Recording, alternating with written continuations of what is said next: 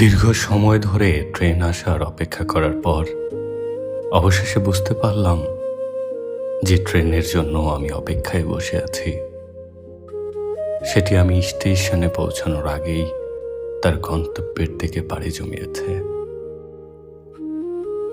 আমরা জীবনে এমন কিছু জায়গায় আটকে যাই যেখানে আটকে থাকার সিদ্ধান্ত আমরা নিজেরাই নিয়েছিলাম, কিন্তু যখন বুঝতে পারি সিদ্ধান্ত ভুল ছিল ততক্ষণে অনেক দেরি হয়ে যায়।